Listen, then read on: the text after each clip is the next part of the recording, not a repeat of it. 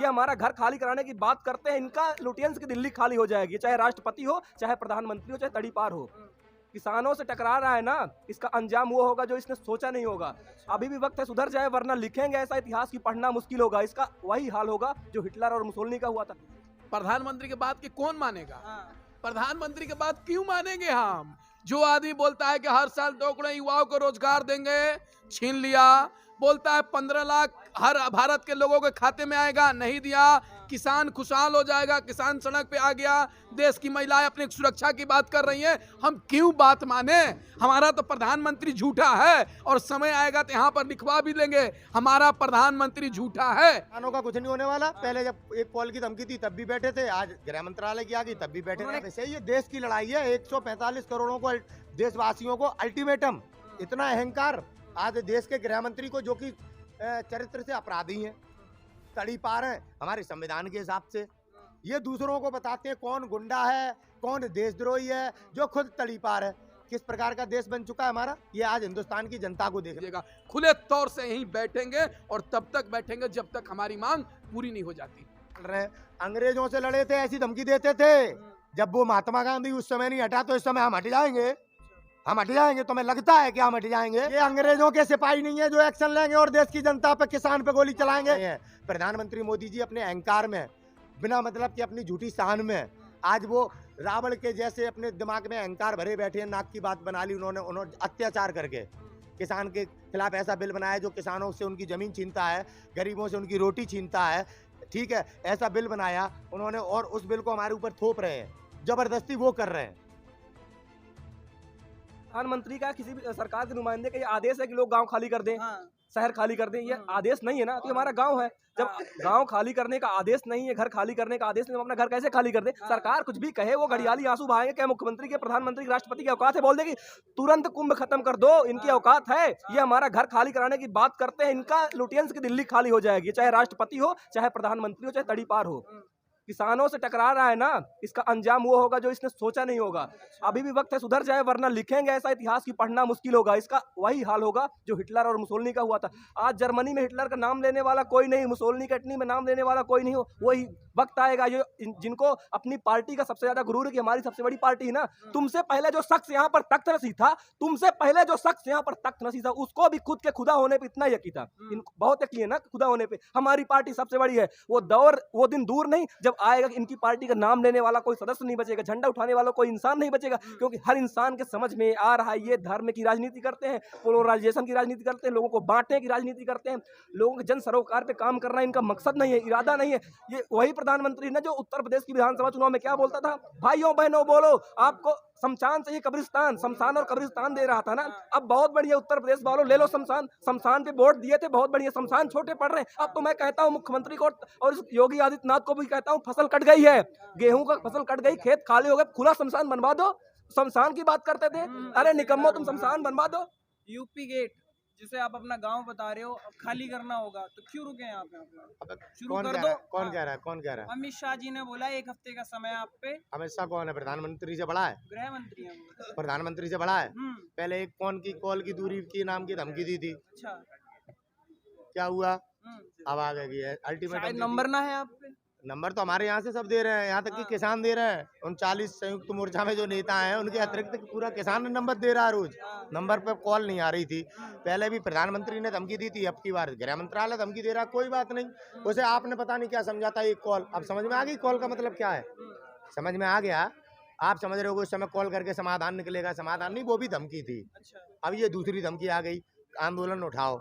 एक बात तो हो नहीं सकती कि कॉल से अगर हमारे लिए प्रेम का संदेश आता तो फिर ये वाला नहीं आता। परिस्थिति बदल गई है ना, इसीलिए कह रहे हैं। कोई परिस्थिति नहीं बदली, वही सेम परिस्थिति है कि हमारे बिल वापस ले लो, MSP पे कानून बना दो, हम घर जाएं। 2 किसानों को हाथ लगेगा, अगर 2 किसान शहीद होंगे ना, तो आप सोचो एक भगत सिंह के शहीद होने पे देश में कितनी बड़ी क्रांति आई थी। ये देश की लड़ाई लड़ी जा रही है। यहाँ पे कोई हम अपनी लड़ाई नहीं लड़ रहे, मेरी लड़ाई नहीं है, इन बाबूजी की लड़ाई नहीं है अकेले की। ये 145 करोड़ देशवासियों की लड़ाई है। जो 145 करोड़ देशवासियों को उठाया जाएगा यहाँ से। समझ में आई? आज हमारे देश में संविधान नाम की चीज तो है नहीं, लोकतंत्र तो है नहीं। अगर लोकतंत्र होता तो इस प्रकार का माहौल ही ना बनता। रहे हैं उस महामारी में जब देश में लोग अपने घरों में थे, आपने बिल बना दिया। बिल में क्या कर दिया आपने? भंडारण, जो अपराध था उसे अपराध की संख्या से हटाकर उसे आपने बिजनेसमैनों की झोली में डाल दिया कि भंडारण करो। जब हमारे देश में वस्तुओं के जरूरतमंद चीजों के भंडारण होंगे तो आप और हम जैसे लोग क्या रोज सब्जी खा पाएंगे? सोचने का विषय। ये देश की लड़ाई है। 145 करोड़ों को देशवासियों को अल्टीमेटम। इतना अहंकार आज देश के गृह मंत्री को, जो कि चरित्र से अपराधी हैं, तड़ी पार है हमारे संविधान के हिसाब से। ये दूसरों को बताते हैं कौन गुंडा है, कौन देशद्रोही है, जो खुद तड़ी पार है। किस प्रकार का देश बन चुका है हमारा, ये आज हिंदुस्तान की जनता को देखना है। क्योंकि मान सम्मान, स्वाभिमान और आजादी की लड़ाई है। चाहिए आजादी हमें बहुत ही कुर्बानियों से मिली थी, मोदी जैसे नेता ने नहीं दिलवाई थी। इतनी दिक्कतें हैं, युवा भी अगर ट्वीट वगैरह करते हैं, जो कि आजकल बहुत बड़ा सोशल मीडिया है, कोई बात नहीं होती है, तो ऐसे कब तक आप बैठे रहेंगे? आपकी भी कोई बात नहीं हो रही है? क्योंकि हम अपने लोकतांत्रिक अधिकारों से लड़ रहे हैं। हम महात्मा गांधी के दिखाए हुए रास्तों पर चल रहे हैं। अंग्रेजों से लड़े थे, ऐसी धमकी देते थे। जब वो महात्मा गांधी उस समय नहीं हटा तो इस समय हम हट जाएंगे। हम हट जाएंगे, तुम्हें लगता है कि हम हट जाएंगे? तो आप ही बताएं।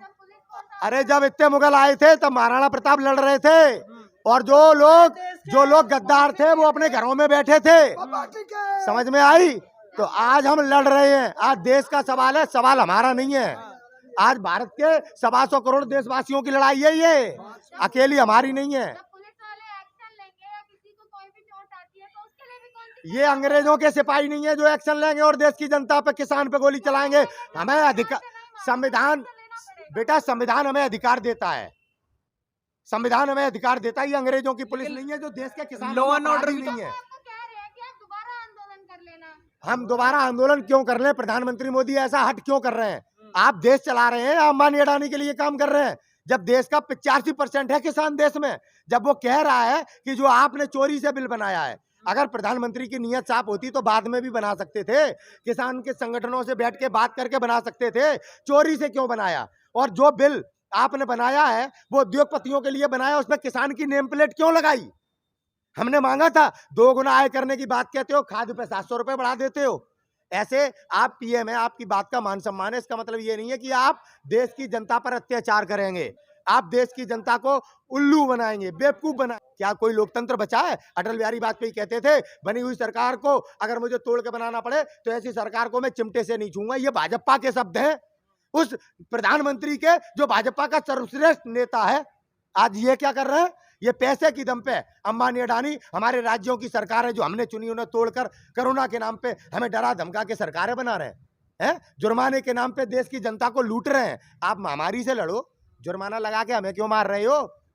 और देश के प्रधानमंत्रियों ने तो ऐसा करा नहीं। चलो, जब 8 दिन बाद यहाँ पे पुलिस प्रशासन आएगा, कुछ अगर होता है ऊंच नीच, उसका जिम्मेवार कौन है? हम अपने प्रमोशन कराने के लिए तो आए नहीं है। हमने इसलिए, लोग अपनी वर्दी को बचाने के लिए अपने लोगों पे गोली चलाने वाले लोग भी हैं इसी देश में, समझ गए? अपने प्रमोशन को लेके हम पे गोली चलाने वाले भी इसी देश में। पता नहीं किस माँ बाप की ऐसी औलादें हैं जो वर्दी पहनकर अपने देश की जनता पे गोली चलाएंगी। ठीक है, हमें विश्वास है, हमें विश्वास है अपने शासन पे, क्योंकि जो हमारी गांव के हैं, किसी नेता का लौंडा नहीं इसमें। ठीक, हमें विश्वास है अपनी सेना पे, हमें डर ही नहीं है। अब ये क्या है? ये तड़ी पार गुंडा आज हमारे देश में बहुमत का दुरुपयोग करके जो भारतीय जनता पार्टी ने अत्याचारियों को बड़े बड़े पदों पर बैठा दिया है, जिसकी कीमत आज हम चुका रहे हैं। हम जान हथेली पे लेके आए हैं। हमें यहाँ पे कोई रिश्वत देने वाला नहीं है। हम मरने ही आए हैं, लेकिन अपने हक लिए बिना नहीं लौटेंगे।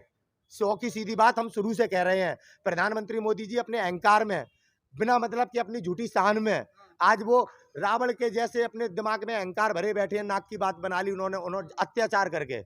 किसान के खिलाफ ऐसा बिल बनाया जो किसानों से उनकी जमीन छीनता है, गरीबों से उनकी रोटी छीनता है। ठीक है, ऐसा बिल बनाया उन्होंने, और उस बिल को हमारे ऊपर थोप रहे हैं। जबरदस्ती वो कर रहे हैं, हम नहीं कर रहे। पूरा देश प्रधानमंत्री की बात मानता है, आप लोग क्यों नहीं तैयार हो रहे? प्रधानमंत्री के बात की कौन मानेगा? प्रधानमंत्री के बात क्यों मानेंगे हम? जो आदमी बोलता है कि हर साल 2 करोड़ युवाओं को रोजगार देंगे, छीन लिया।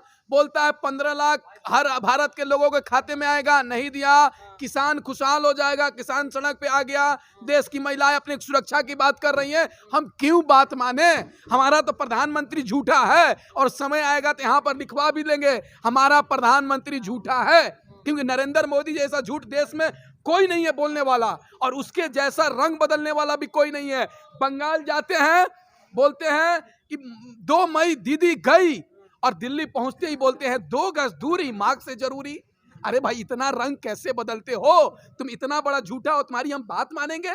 और एक बात कही आपने, 7 दिनों के बाद बल प्रयोग होगा, जितना ताकत है लगाना है लगा लो। नदी का रास्ता पहाड़ कभी नहीं रोक सकती है। नदी अपना रास्ता पहाड़ को चीर कर बनाता है। उसी तरीके से किसान आंदोलन तब तक जारी रहेगा जब तक किसानों की मांग पूरी नहीं हो जाती। एक बात सुन लीजिएगा, खुले तौर से यहीं बैठेंगे और तब तक बैठेंगे जब तक हमारी मांग पूरी नहीं हो जाती।